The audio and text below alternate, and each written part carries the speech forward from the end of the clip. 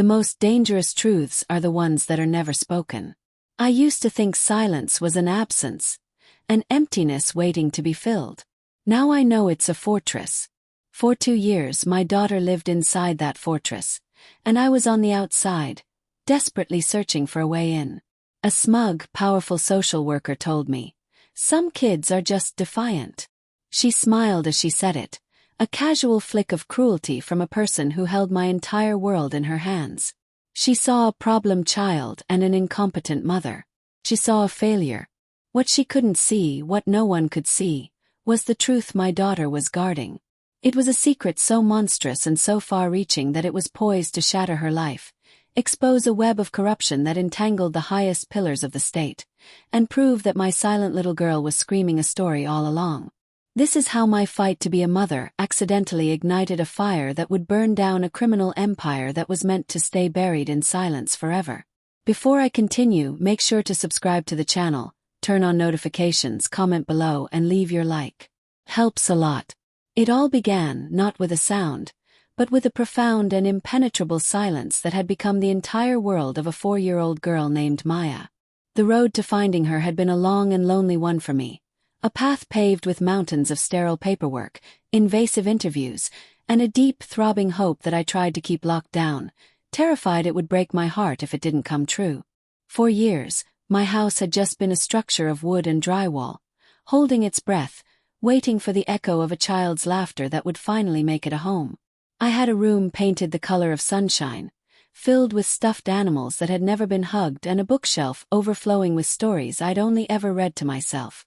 My heart was a reservoir of love with nowhere to flow. And then, one rainy Tuesday afternoon, the phone rang, and a voice told me a little girl needed a mother. Her file was heartbreakingly thin.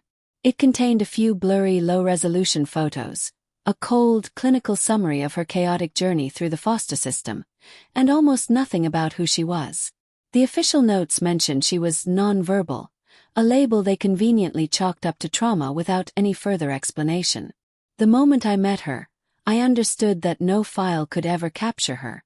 She was so small, a tiny bird with enormous soulful brown eyes that seemed to carry a burden far too heavy for her little shoulders.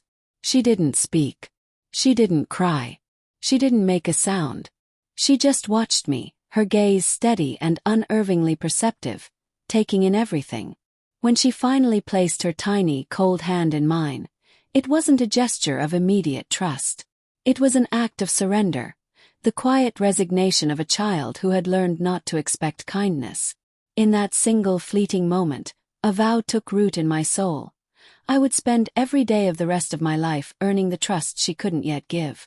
I would build a world so safe and so full of love that she would finally believe it was real. Section 1. The Quiet Before the Storm. That first year together was a fragile, sacred dance of infinite patience and unconditional love. Our home, once so empty, became a sanctuary of quiet understanding. I learned to speak Maya's language. I learned that a slight tensing in her shoulders meant fear, that a flicker in her deep brown eyes meant she was curious, and that the way her fingers would instinctively tighten their grip on mine meant she needed to know I was still there. We communicated without a single word.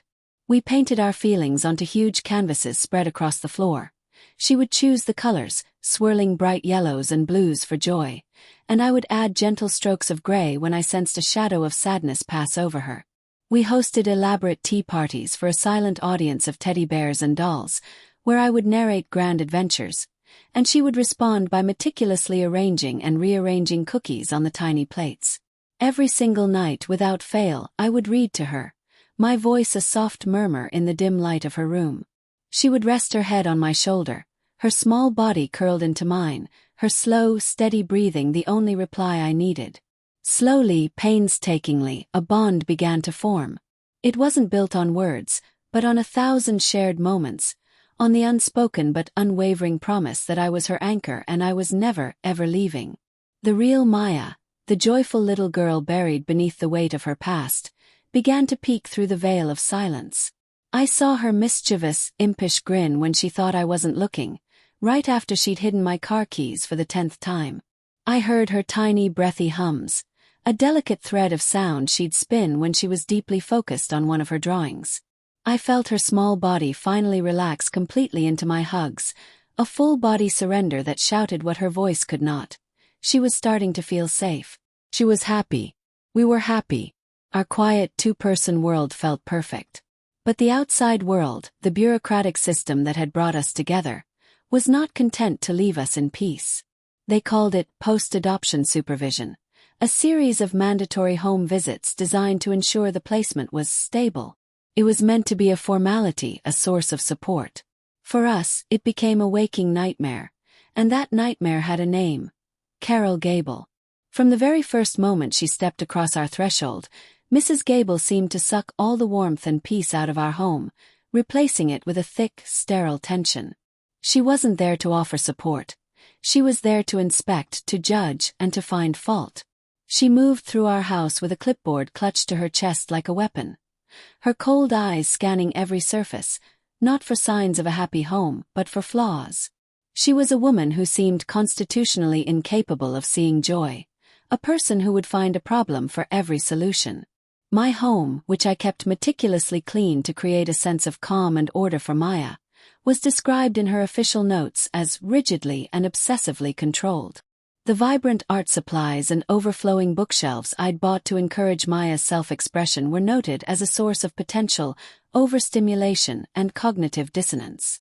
But her primary focus, which quickly became a disturbing obsession, was Maya's silence. She refused to see it as a symptom of past trauma. In her eyes, it was my failing as a parent. "Have you tried being firmer with her?" she'd ask, her tone dripping with condescension, implying I was a naive, sentimental pushover. Children crave boundaries, you know. This silence. It could very well be a form of defiance.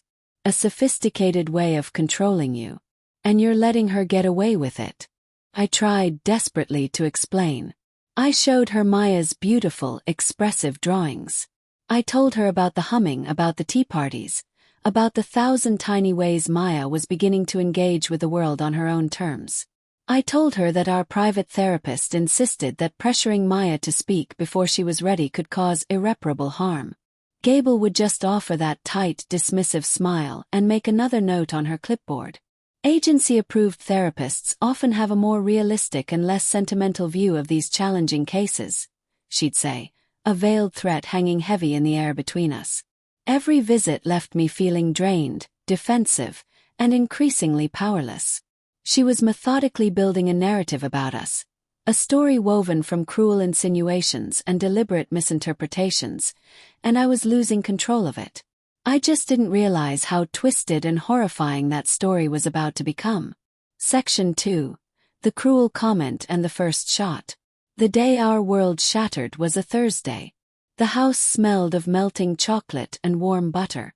I was baking brownies from scratch, and Maya, caught up in a rare, unguarded moment of pure childhood joy, was helping. She had a comical smudge of flour on her nose and was silently, carefully, stirring the thick, dark batter with intense concentration. And she was humming. Not the barely audible hum I was used to, but a real, clear, melodious tune. My heart felt like it would burst. This was it. This was the peace, the simple, beautiful happiness I had fought so hard to build for her. Then the doorbell rang. Its shrill chime sliced through our perfect moment, and the light in the room seemed to dim. It was Carol Gable, a week early, for a surprise visit. A knot of ice formed in my stomach. I plastered a smile on my face, led her into the kitchen just as the timer went off, and helped Maya pull the pan of perfect, glistening brownies from the oven. "We made brownies, Maya," I said softly, my voice a little shaky. "Would you like to offer one to Mrs. Gable?" Maya, holding a warm, perfectly square brownie in her little hands, looked at Gable. For a long moment she hesitated, her small face a mask of uncertainty. Then she took a slow, deliberate step forward and held out the brownie. It was a monumental gesture. An olive branch. An act of trust. An invitation into her world. Carol Gable looked down her nose at my brave, beautiful girl. Her lips curled into a thin, cruel smile that I will see in my nightmares for the rest of my life. "Well, isn't that just precious?" she said, her voice a sickening syrup of venomous sweetness. She didn't look at the brownie Maya was offering. She looked at my daughter's beautiful brown skin, then pointedly at the dark chocolate treat. A little brownie holding a brownie. The air in the kitchen went still and cold. The humming stopped. Maya's hand trembled and the brownie fell to the floor. The light in her eyes, which had been so bright just moments before, was extinguished. They went dull, vacant, and she retreated so far and so fast back into herself that I was terrified I had lost her for good. Something inside me didn't just snap, it detonated. A cold, clear rage I had never known I was capable of washed over me, silencing all my fear. "That is a disgusting and racist thing to say," I said, my voice low and shaking with fury. "You will not speak to my daughter that way. This visit is over. Leave. Now." Gable's smug mask faltered for a split second, replaced by a flash of genuine anger. Then, the professional condescension slammed back into place. "Oh, don't be so sensitive," she sneered, already scribbling furiously in her notebook. "It was a joke. It's clear to me that you are emotionally unstable and are creating a hostile and volatile environment. This will all be in my report." She turned on her heel and left. I knelt and wrapped my arms around Maya's stiff, unyielding body. She felt like a stranger. I had promised her she was safe, and I had failed. I had opened our door to a monster, and I had let her wound my child. That night sleep was impossible. The searing rage cooled into a hard, diamond-sharp resolve. The next morning, I called the adoption agency and demanded to speak to Carol Gable's supervisor. It was like speaking to a polished brick wall. The supervisor, a man named Mr. Harris, had clearly already been briefed and had his story straight. "Mrs. Peterson," he began with a weary, practiced sigh. "Carol is one of our most experienced and decorated social workers. She has an impeccable record. She noted in her report that you became, well, quite hysterical during her visit. She made a racist comment to my 4-year-old black daughter," I said, my voice tight with suppressed rage. "There is no context in the universe where that is acceptable. According to Carol's contemporaneous notes, it was a light-hearted observation that you grossly misinterpreted due to your own sensitivities," he said, his words slick and slimy with corporate jargon. "Perhaps you're feeling overwhelmed by the challenges of this placement. It's very common. We can recommend some resources for parents who are struggling." I was being gaslit, dismissed, and stonewalled. The system wasn't just ignoring my complaint. It was actively protecting its own. They were closing ranks. And I realized the terrifying truth. I hadn't just made an enemy of Carol Gable. I had declared war on the entire agency. If you're still here with me, don't forget to subscribe, activate notifications, leave your like, and share this video with someone. The retaliation was swift, brutal, and insidious. A campaign of psychological warfare disguised as bureaucracy. The surprise visits became a weekly torment. Gable would show up at all hours, her presence a constant, looming threat that kept my nerves perpetually frayed. She would walk through my house wearing white gloves, literally running a finger along a bookshelf to check for dust. She'd open my refrigerator, her eyes scanning the contents with theatrical disapproval. "A bit low on fresh vegetables for a growing child, aren't we?" she'd muse, making a deliberate show of writing it down. But her reports were the real weapon. Driven by a cocktail of fear and fury, I filed a formal request to obtain copies of every document she had submitted about our family. When the thick manila envelope arrived, I sat at my kitchen table, my hands trembling as I read my life being twisted into a grotesque caricature of instability and incompetence. My own documented grief over my years of infertility was reframed as unresolved emotional trauma that could impede healthy attachment. My careful efforts to create a calm, predictable environment for Maya were described as obsessive-compulsive tendencies indicative of a rigid personality. The report on the brownie incident was a masterpiece of fiction.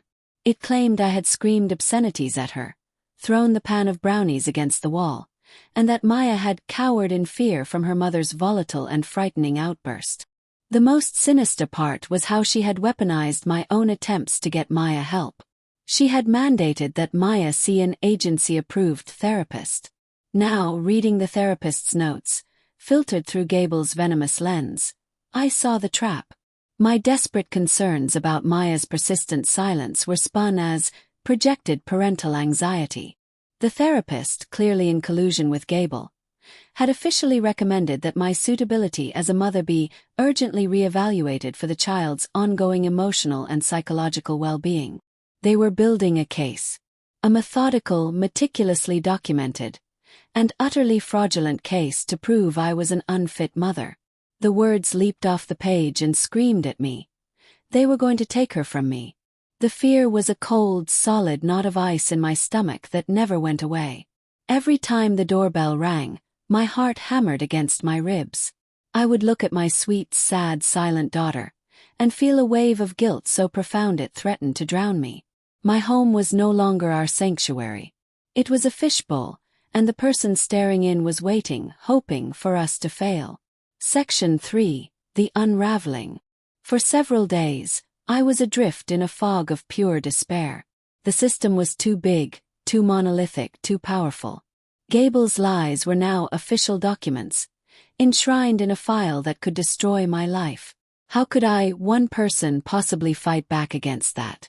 Then I would look at Maya's face, at the way she watched me with those worried, knowing eyes, and I knew I couldn't surrender. If I gave up, I was giving up on her. I was proving her worst fears about the world right. My anger returned, but this time it was different. It was cold, sharp, and intensely focused. If they were going to use the labyrinthine rules of the system against me, I was going to use them right back. I spent an entire night fueled by black coffee, my laptop screen a beacon in the dark, diving into the arcane depths of state law and family court statutes. And then, at 3 a.m. I found it. A clause about one-party consent. It was perfectly legal in my state to record a conversation as long as one person in that conversation, me, knew it was being recorded. The next day I went to an electronics store and bought the smallest, most discreet digital voice recorder I could find. It felt less like a gadget and more like a sword. I practiced using it, my hands shaking so badly I kept fumbling the buttons. I knew I would only get one chance at this. I had to play the part she had written for me. The meek, frightened, emotionally fragile mother she thought I was. When she arrived for her next visit, the recorder was on, hidden in my pocket, a silent witness. I let her perform her usual inspection, her usual litany of snide comments about the dust, the food, the energy in the house. I meekly agreed with her criticisms. When she finally sat down at the kitchen table, her clipboard at the ready, I began. "Mrs. Gable," I started, my voice trembling for real this time. "I've been reading your reports like you suggested." A smug, self-satisfied smile played on her lips. "It's important to be thorough and transparent. It's just, some of it seems inaccurate," I said, looking down at my hands. "You wrote that I screamed at you during the brownie incident. I don't remember screaming at all." "The mind plays tricks when you're under extreme stress, Anna," she said, her voice dripping with false empathy, using my first name for the first time to create a sense of intimacy. "My notes are contemporaneous. They are a factual, objective record of events." I took a deep breath, the sound of my own heart hammering in my ears. "And the therapist you sent us to? Her notes feel so harsh. It feels like she's on your side, not ours." She leaned forward, her voice dropping to a low, conspiratorial whisper, confident she was speaking to a defeated woman. "Anna, you have to understand. We see these situations all the time. You people think love is enough. You adopt these damaged children, and when it's not the fairy tale you imagined, you fall apart. The system knows how to handle non-compliant placements. It's a well-established process." "Non-compliant placements?" I asked, my blood running cold. "Children who fail to integrate. Parents who aren't a good fit. We have a duty to the child, first and foremost. Thankfully, we have judges who understand the bigger picture. Judge Davis, for instance. She doesn't get bogged down in all this sentimentality. She sees the reports, she trusts our professional judgment, and she acts swiftly in the child's best interest." The name hung in the air like a poison. Judge Davis. Had it. Had the thread.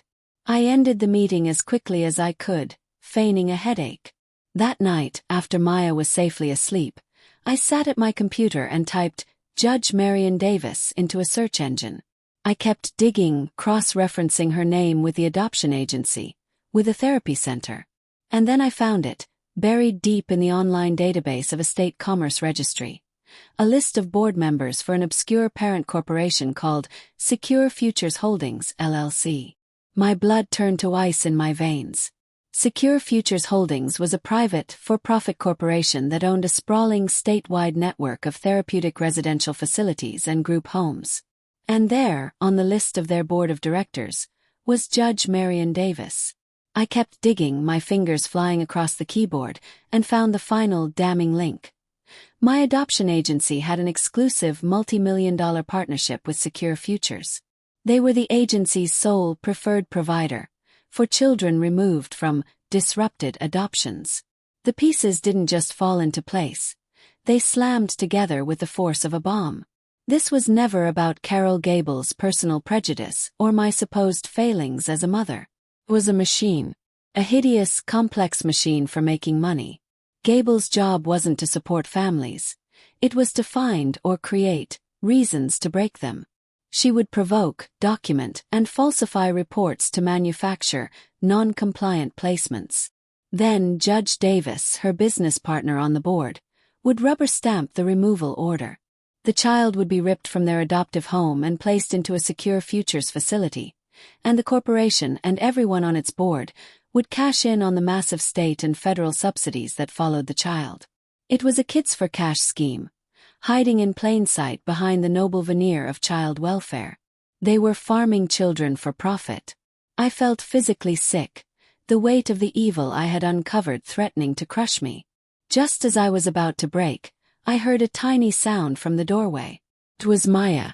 She was standing there, her eyes wide with a fear I now understood completely.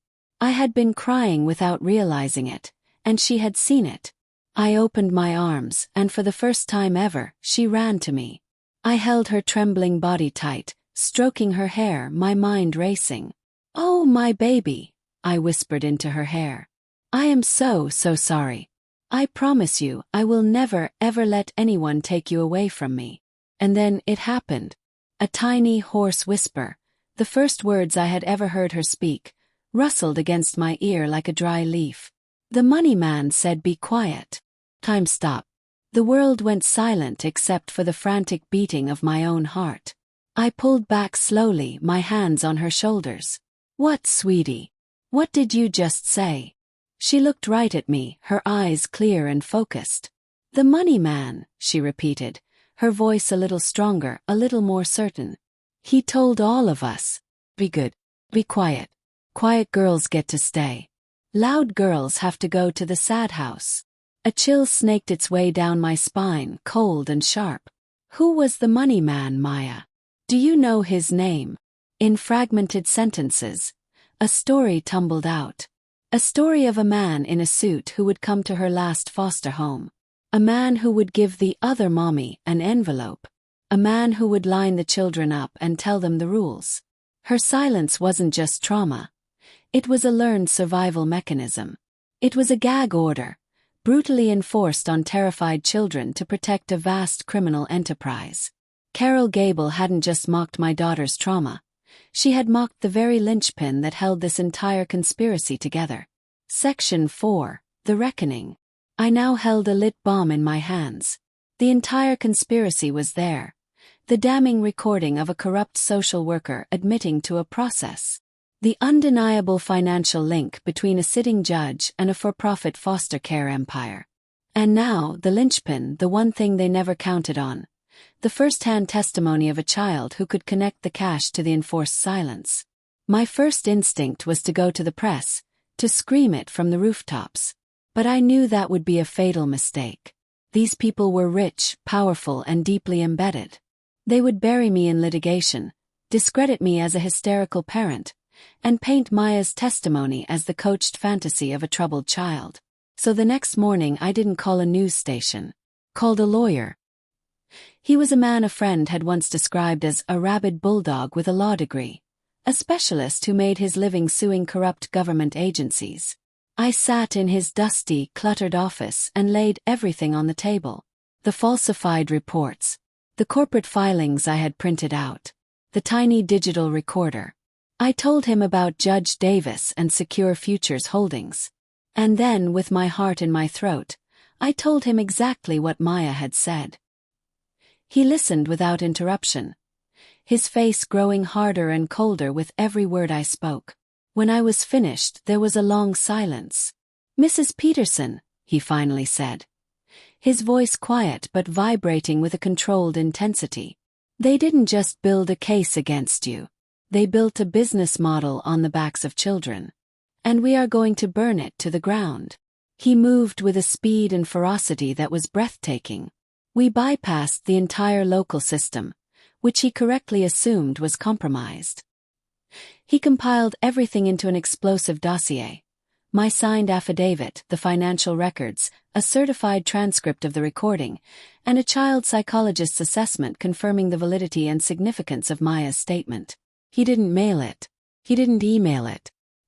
He walked it directly into the state headquarters of the Attorney General and the Public Corruption Unit of the FBI. Given the explosive nature of the evidence, the system that had moved so sluggishly to protect itself now moved with lightning speed to save itself. My lawyer immediately filed for an emergency injunction to bar Carol Gable and her entire agency from having any contact with me or Maya. A judge from a different county, who was brought in specially, signed it within 12 hours. As I read the email confirming the order, I took a deep breath, and it felt like the first time I had truly filled my lungs in months. The fallout was a tidal wave. Federal investigators met Carol Gable at her office. She was immediately placed on administrative leave. Her career and her reputation vaporized in an instant. The story, which my lawyer strategically leaked to a trusted investigative reporter he knew, broke in the most spectacular fashion imaginable. Kids for cash, adoption agency, private prisons, and family court judge implicated in statewide scandal. The FBI raided the offices of the adoption agency and Secure Futures Holdings, seizing servers and carrying out truckloads of documents in cardboard boxes. Judge Marion Davis publicly recused herself from all cases, citing personal reasons. But it was far too late. She was indicted by a federal grand jury a month later, along with the CEO of Secure Futures, my old friend Mr. Harris, and Carol Gable. The money man, whose real name was now all over the news, folded under the immense pressure and agreed to testify against everyone else in exchange for a lesser sentence. The scandal rocked the state to its core, leading to a complete top-to-bottom overhaul of the child welfare and family court systems. I never saw Carol Gable in person again. My vindication didn't come in a dramatic courtroom showdown. It was quieter and far more satisfying. It was the feeling of reading the news of her indictment on my laptop while Maya sat across from me at the kitchen table, chattering away non-stop to our new, kind, and truly supportive social worker about the unicorn she was drawing. Maya's voice, once it finally returned, was a floodgate that had burst open. With the help of a wonderful new therapist, one I had chosen, she began to untangle and process everything she had endured.